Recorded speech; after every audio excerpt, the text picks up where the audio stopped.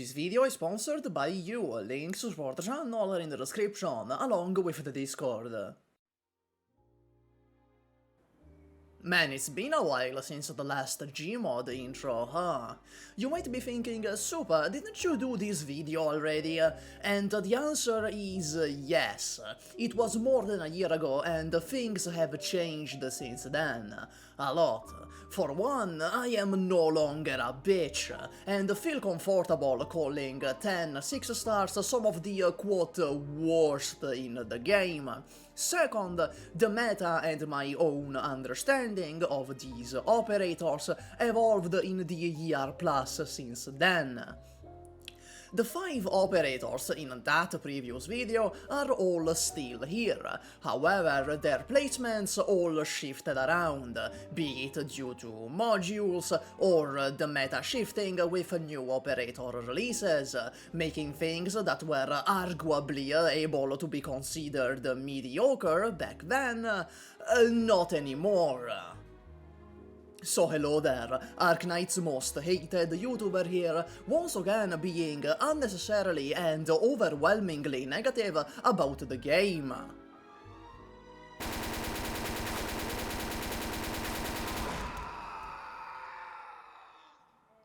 Oh, also, this video is only up to Eblana. Number 10, Vigil. Hold on, what the fuck? Bet you weren't expecting Vigil so soon, huh? Last time I regarded him as the one worst 6 star in the game. Now he makes the bottom of the list. Maybe making 2DP really is good. The problem with Vigil was that he was extremely reliant on the wolves, and the wolves were anti-synergistic with themselves. They were as fragile as the average man on Twitter's ego, but they also increased their block count, meaning they became even more fragile by virtue of more enemies beating them to death.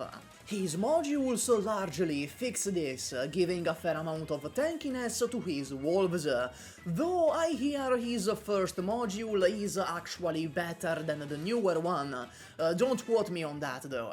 In addition, each wolf counts as a separate health bar. Firstly, it means they can tank any 3 hits, no matter how damaging they are.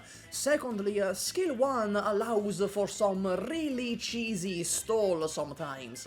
If the enemy can't kill the wolf within 21 seconds, another one will spawn, and with him another health bar. So poor Sisyphus is just stuck there with perpetually regenerating wolves. You can pair this with Tilopsis for even better results. Skills 2 and 3 are actually somewhat usable too now. The wolves not being held together by rubber bands and wishful thinking means he can actually be a reliable lane holder sometimes, though you're shit out of luck if you need DP and basically anyone else is better. Numero 9, Dusk. Do not let the fact she's only number 9 dissuade you, she's very much a complete ass. Observing her in a vacuum, skill 1 is her best skill. It has fast cycles, somewhat respectable damage, and good AoE. However, when taken in the grand scheme of things, you don't have any real reason to use this skill over, for example, Eyjafjalla's skill 2, who has equal skill cycles, better damage, and most importantly, resistance shred. So, truthfully, if you consider bringing Dusk in the big year 2025, it's likely for skill 3. She spawns a little cum creature with every attack, which blocks enemies. Since the sperm monsters might as well be made out of wet sand, it means their best use is to stall, since they won't be killing anything outside of a chapter 3 goon. And at that, Dusk skill 3 is acceptable. She is adequate. However, any use for the average player she might have is negated by the outrageous SP cost, and the fact there is better crowd controls even among 4 stars, like May and Click, and no one else. Number infinity but vertical. Siege. If there is one thing that goes in Siege's favor, is that she is an extremely simple operator with an extremely simple job, making her somewhat splashable, even if purely because she has an auto skill, meaning you just put her down on the field and forget about her. The issue with Siege is that, put bluntly but honestly, she was made for a different game. Arknights is unrecognizable from how it was at launch. Back then, there was such a thing as an early game lane holder, or early game DPS. Someone you put down early for cheap to handle the initial enemies in the stage, since once upon a time DP was a real concern. However, ever since Myrtle came out relatively soon in the game's lifespan, that niche was quite literally erased, because Myrtle generates so much DP that every operator in the game can be used early, leaving Siege stranded and without a role to fulfill in your squad. Even without mentioning the many direct and indirect power creeps, Siege has always been mediocre even at launch, only being the best vanguard back then by process of elimination. Nowadays she's really unoptimal and subpar. 7. Shining! Not the movie, that one is pretty good! Shining is this low in the list because it's very difficult to go wrong with a medic. It's another situation like Siege, where the fact her job is outrageously simple works in her favor.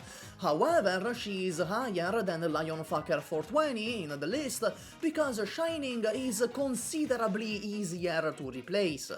When we're talking Siege replacements, it's usually other 6 stars. With Shining, we're talking Susurro. Her role ends up being so simple that even free-to-play low-rarity options manage to be suitable if not better replacements.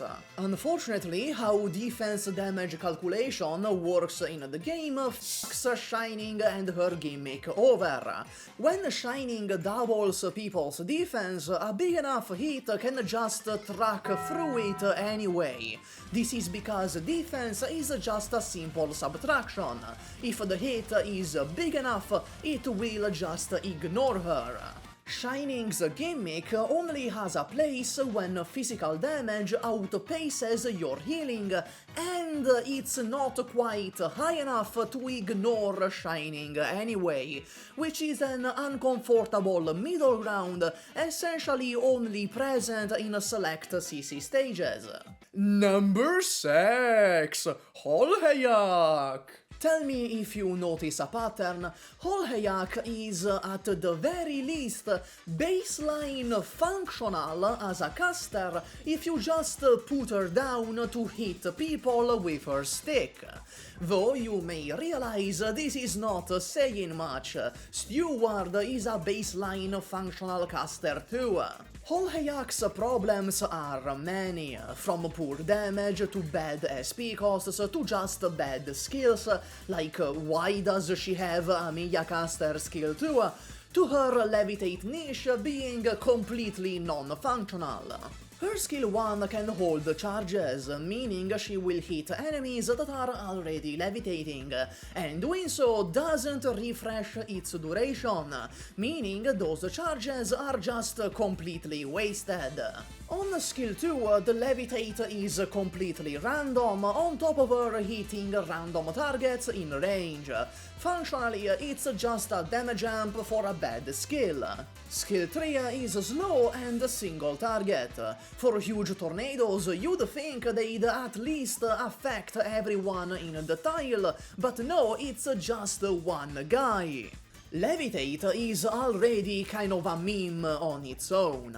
Out of every status effect, it's easily the weakest one along with Sleep, mainly because outside of certain IS relics, nothing synergizes with it. It makes the enemy float up, makes them look silly, and that's literally it. I guess it stalls, similar to Bind, but at that point you can just use Ila. Yeah, Ila, that's what I meant to say. Whoa, we're halfway there. Whoa, it's Magallan. I'm sorry, okay? She's bad, she's god-f***ing awful, and I am tired of pretending otherwise just because 4 years ago you watched the Magallan solos on YouTube. So, for the 1 billionth time on this channel, the reason why summoners are bad is because the summons take deployment slots. This means that the wincy little soy boy summon is in direct competition with every other operator in the game that could be taking that deployment slot instead. Ergo, this means that the summoner needs to give you a reason to deploy their summons over an actual operator. Ling does it by having block 4 arts AoE summons with incredible damage. Magallan doesn't. As an old age summoner, Magallan has no quality of life to speak of. She can't block in any way, and her summons retreating themselves after the skill's end requires prior map knowledge out of you. Yes, she can do great things, her skill ceiling reaches up to f***ing Jupiter, but the effort you need to put in to make her work just doesn't match her performance, especially considering most players can clear most stages first try blind using normal operators. Nowadays, people argue skill 1 is her best skill, since the drones will bind every enemy they hit for a good duration.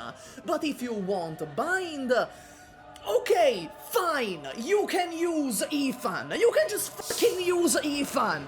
I can't take it anymore. I'm sick of Ethan. I try to play Dusk skill 3, my Ethan stalls better. I try to play Vigil skill 1, my Ethan stalls better. I try to play Magallan skill 1, my Ethan stalls better. I want to play SUPAH, her best team has Ethan. I want to play Hoderer, Indigo, they both want Ethan.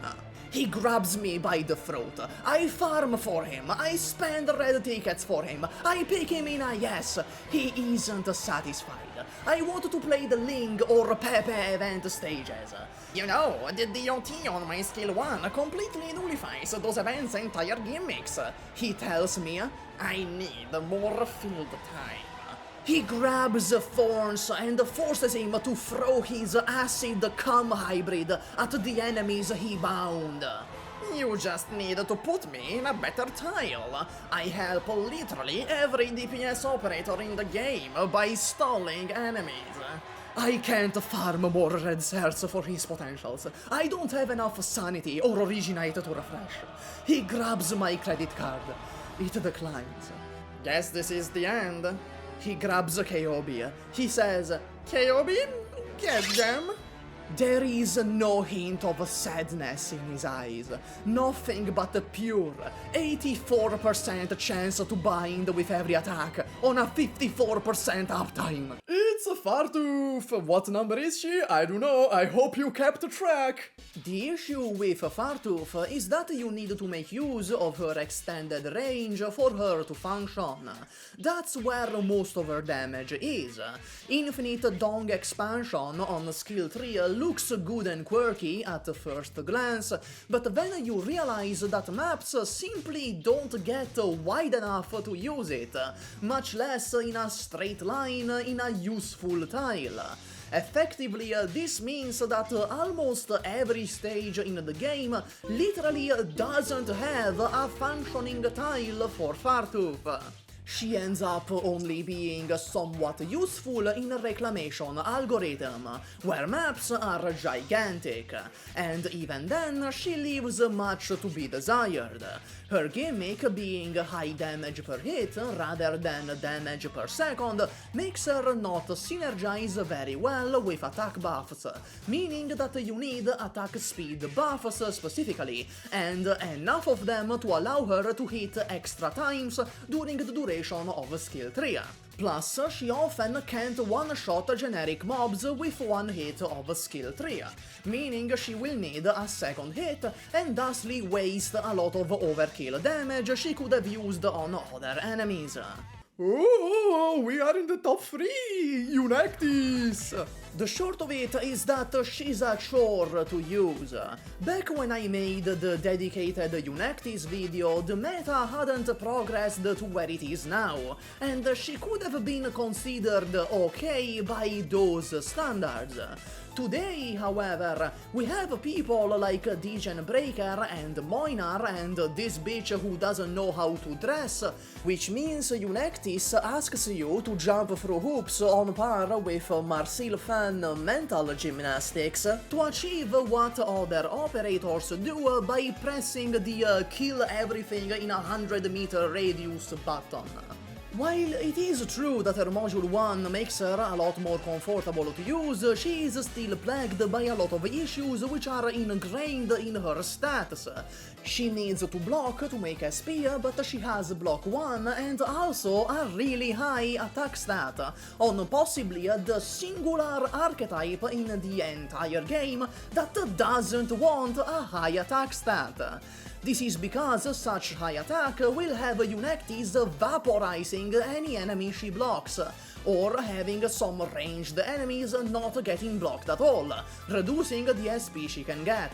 Unlike other operators, she doesn't even really work if you just put her down and let her whack enemies. All she will be then is a worse and more expensive Dreadnought. Imagine Skadi, but somehow even worse. Her reclamation algorithm module is really good, but it only works there, you know? Number 1, but not quite, fell just short of it. You can watch these videos for more details, but here it is again. Crownslayer's kit is confused, messy, and probably actually bad on purpose as a joke from the developers. Her skill 1 is a copy and paste of Project Red's skill 1. However, Red actually performs better against higher defense enemies thanks to her talent. You put her down on the field and she does a thing. She does it poorly, and a 5-star from launch beats her at it, but she does a thing. Skill 2 is where it all falls apart like the American government. She stops attacking for 8 seconds, becomes less likely to be hit, makes a smoke screen in the 3x3 around her, and deals damage to all ground enemies in that range at the end of it. The damage is pathetic. It won't kill anything outside of little trash mobs that come in swarms, and even then it's uncomfortable to use because you need to ponder the orb and plan 8 seconds ahead. So the quote use of this skill is the smoke screen. It's meant to keep your operators alive by giving the enemies the real XCOM experience. However, she only gives a 50% hit rate reduction with the module, meaning the enemies are still able to hit you half the time, and they can and will make you feel that 50%. For all the material costs of a 6-star, you get gravel but shitty and inconsistent.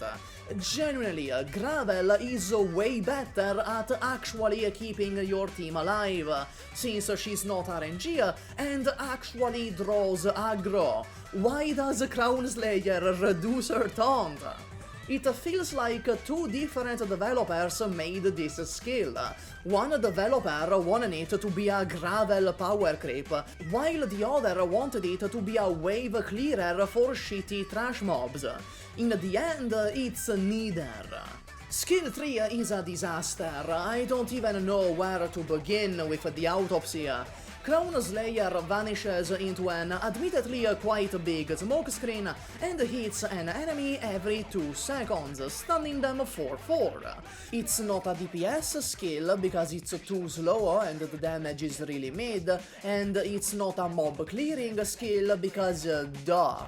So the best use would be to deal decent damage and somewhat crowd control 3 targets. However, the skill simply doesn't last long enough to have any worthwhile effect. In its full duration, she can only land 3 hits at most on each target, or in other words, stun them for 12 seconds total, with gaps of 2 seconds every 4. It's just not that impactful. For crying out loud, she can't even kill or meaningfully stall herself in 4-4. And the same goes for skill 1, by the way. At least the targeting isn't random, even if it can really look like it sometimes. So her skill 1 does pitiful damage and Project Red beats her at it at higher defense. Skill 2 has 2 different roles fighting for dominance and they are both losing, and skill 3 just isn't meaningful enough. The damage is just okay and the stall is on par with just blocking the enemy with an operator for a while. Crownslayer is part of an incredible archetype, but capitalizes off of it in no way. Where the others are a shitty unit you get to place down and have them stay there, Crownslayer is just a shitty unit you have to redeploy every 20 seconds or so. Here's some honorable mentions. Ebenholz suffers from the same issues as Eunectes. He's way too clunky and awkward to justify using over any other boss killer. His one thing is one-shotting, and he can't even do that without Saria and Suzuran and 50 other buffers most of the time. Lessing is one of those operators nobody cares about, probably for good reason. Objectively speaking, he has a niche you'd bring him in the team for, but he suffers from being a dreadnought and having nothing else worthwhile in his kit. There is no point to negating status effects if afterwards he doesn't really do anything with it. Chen Guard is miserable. Her skill 3 is a slow-charging elite killer, unable to get past most boss enemies. Her skill 2 does call, unable to kill any actually threatening enemy, and her skill 1's crowd control is inconsistent. She exists as a Thorns battery and that's it. So, if Crownslayer is only number 2, who the hell is first? Who could possibly be worse than Crownslayer, who was made bad on purpose as a joke from the developers? Number 1, it's Carnelian. Oh my god, I cannot begin to explain how disastrously shit she is. Initially, in this script, Carnelian was second and Crownslayer first. Oh, how naive I was! I even recorded the script, but then I went and gathered footage for the video. You know, did some hands-on testing on Carnelian. And no, she has to be number 1. I went and rewrote the script. If you put Eunectes down on the field, at the very f***ing least, she will whack the enemies. Crownslayer, you can put her on skill 1 and she will try to do a thing. Carnelian literally doesn't do anything if you put her down on the field. Now, this in itself is not a problem. Lynn does this, Moinar does this, Angelina does this, and they're good operators. What makes them good is the fact they have a payoff for the wait, and the fact they are still useful even while charging, be it to tank or Angelina having global HP regen. Carnelian has no such privileges. When she stands around playing with her dick, she truly is not contributing anything. I cannot emphasize this enough. Carnelian does not do anything 2/3 of the time. Plus, she is outrageously slow. This was a weird period in Arknights history where Hypergriff tried charged skills. Skills that if you let them charge twice, they'd have stronger effects. I see what they were going for on paper, but in practice all this meant is that the skill had to charge twice to be worth using. Carnelian's skills are already apocalyptically shit when charged. Now imagine activating them prematurely with a weaker effect. Hello, SUPAH from the future here. While I recorded the footage for the clip you just saw, I discovered something else, because somehow there is even more. As it turns out, if for whatever fucking reason you decide to activate Carnelian's skills uncharged, the extra SP while she was charging the skill a second time is just gone. You start from scratch again, despite the fact she had a lot of SP that she charged before you activated it. I don't understand how this keeps happening with this video. The more footage I record for Carnelian, the more things I discover that make her even worse than I previously thought. There is a sizable gap between her and Crownslayer. So take all of Carnelian's SP costs and add 50% to all of them, and only if you have Module Y at level 3, otherwise it's even more. 42 SP is already kinda bad for normal operators, but with Carnelian you have to stare down at her, fondling her balls for 42 seconds before she gets to do anything. Skill 2 has an uptime of 41%, which is actually pretty good, until you see the skill itself does no damage and the crowd control is pathetic. She does so little with skill 2 that she might as well still be doing nothing. Skill 3 has an uptime of 35%, meaning that almost 2/3 of the time she doesn't contribute anything at all to clearing the stage, and when the skill actually does activate, while her damage on paper is not bad, it's backloaded, and ultimately you can only really clear swarms with it. It's not even good enough to be a reliable elite killer. To even remotely function, and the word function is doing a lot of work here, Carnelian needs either Hack, since she can survive the Hack buff, or SP batteries like Liskarm and Tilopsis. Not to mention, high-tail tanks are a complete meme role, by virtue that most enemies are on the ground, and a lot of them don't have ranged attacks to justify a tank that can only be hit by them. And Carnelian is bad at it too. Unlike Beeswax and Lynn, she has nothing to help her tank.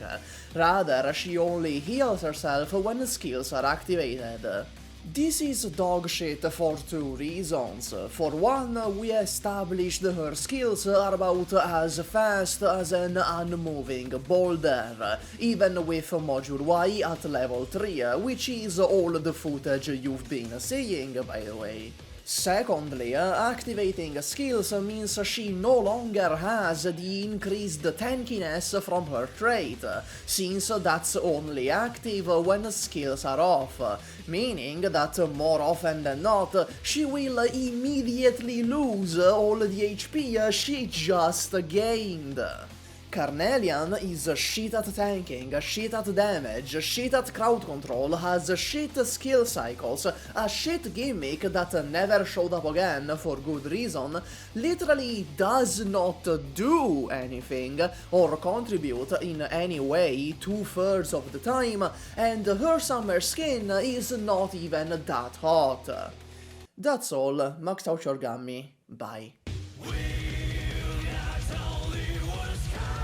Man, this video was a nightmare to make. I had to rewrite and re-edit so many portions of this, and I blame Carnelian fully for it.